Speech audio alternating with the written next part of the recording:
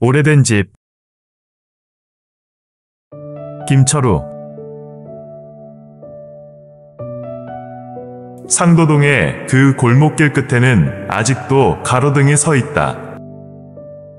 골목 입구의 구멍가게는 이제 나들가게라는 그럴듯한 간판으로 단장했고, 맞은편에 있던 대림탕은 역시 채산성을 고려한 건축업자에 의해 꼬마 빌딩에게 자리를 내줬다. 어린 시절 두려움 속에 달렸던 골목 양쪽의 키낮은 기와집들은 이미 공동주택들이 들어서며 훌쩍 키가 자랐다. 속절없이 세월만 흘려보내고 입구에 나들가게와 함께 바로 그 골목임을 확신할 수 있던 것은 골목길 끝에 서 있는 가로등이다. 내게는 아버지의 가로등으로 기억되는 그것은 이제 가로등의 기능을 상실한 채 오로지 전선이나 통신선을 붙잡고 있는 전봇대의 역할만 남겨졌다. 기능 상실, 사람이나 사물이나 세월의 파도에 상처 입은 존재들이 받아들여야 하는 숙명 같은 것이다. 더구나 중력을 고스란히 수용하여 아래 방향으로 포물선을 그리는 느슨한 전선들과 더 사용되지 못하고 잘린 전선들이 인연을 끊어내고도 깔끔히 정리되지 못한 인간들처럼 지상을 향해 늘어져 있다. 가로등, 아니 전봇대에서 그나마 기세를 유지하고 있는 것은 허리춤에 박힌 새로 된 발받침봉이다. 아버지의 노제 때 설치했던 대형 천막의 한쪽 귀퉁이를 받침봉 하나에 의지했던 기억 때문인지 자꾸 눈길이 간다. 그러나 나를 소스라치게 놀라게 한 것은 따로 있었다. 바로 가로등 뒤 담장 너머 오래된 집이 아직도 있다는 것. 당시 우리 집은 오래된 집과 맞은편 담장을 공유하고 있던 터라 늘 마주하던 집이었다. 그때만 해도 동네에서 가장 오래되고 마당이 넓은 집이었다. 골목길 끝에는 오래된 집을 깨고 위쪽으로 막다른 골목길이 있었는데 내 집의 문이 나란히 어깨를 기대고 있었다. 가장 오른쪽 집에는 나보다 서너 살 나이 어린 여자아이가 살았고 구조적으로 우리 집과 비슷하여 한 업자가 동시에 지은 집이 아닌가 생각했었던 그 옆집은 S대를 다니는 형이 민주화 운동을 하다가 제적을 당하고 이듬해 다시 시험을 봐서 입학할 정도로 사회 문제에 관심이 많아 늘 집을 비우기 일쑤였다. 그 다음 집이 두 번째 집과 대문이 붙어 있었던 우리 집. 초등학교 4학년 때 이사와 나머지 학창시절의 추억을 모조리 쏟아부었으나 지금 생각해보면 집이 앉았던 터는 그리 좋지 않았다.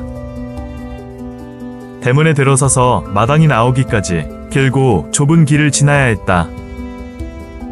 더구나 양쪽으로 해양목을 심어 한 사람만 간신히 걸을 정도로 폭도 좁았다.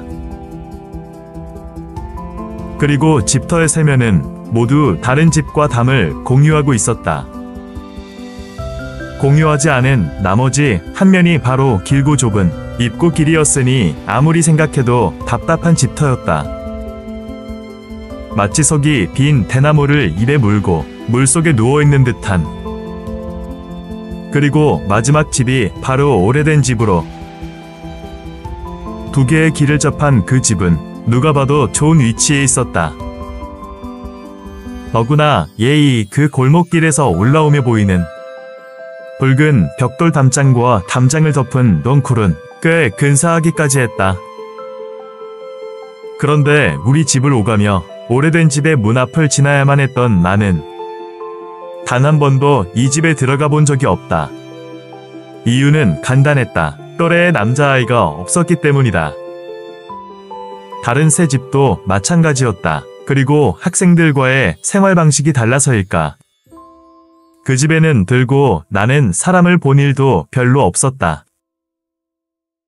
그 집에 누가 사는지 몰랐던 그때 내가 했던 가장 호기심 어린 행동은 테니스공으로 오래된 집의 벽을 몇 차례 두드리는 것이었다.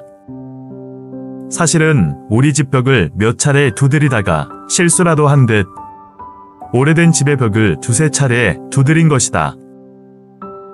또래의 친구라도 있었으면 좋겠다는 일종의 신호였던 셈이다.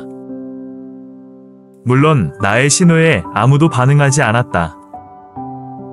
나중에 안 사실이지만 그 집에는 노부부와 이미 성인이 된 장성한 자녀들이 살고 있었다.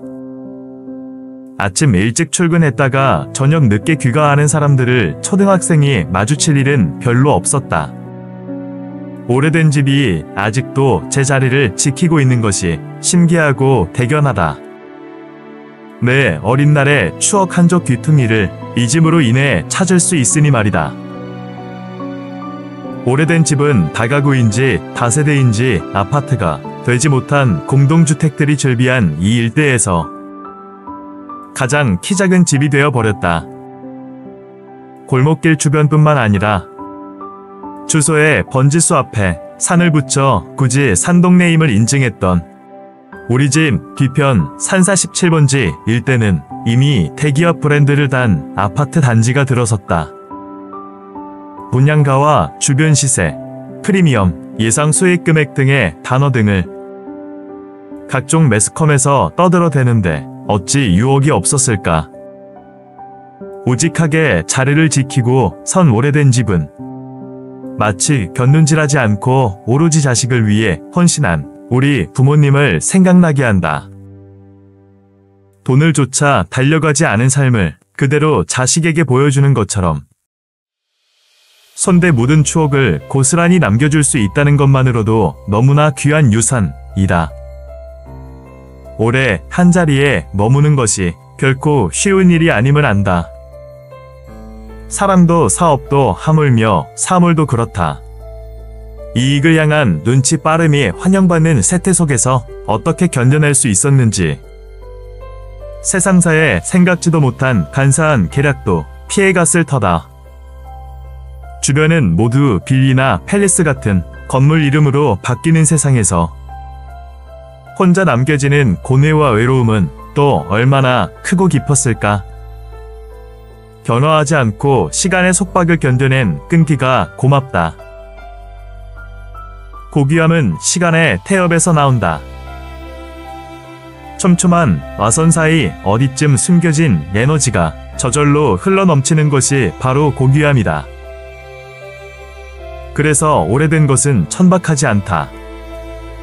인간만이 오래 살며 간혹 천박해지는 것이 문제지만 이제 시간의 등에 올라타 사라지는 것들에 관한 이야기를 들을 때마다 나는 오래된 집을 떠올릴 것이다. 돌아서려는 순간 어느 집 대문 열리는 소리가 귓등을 친다.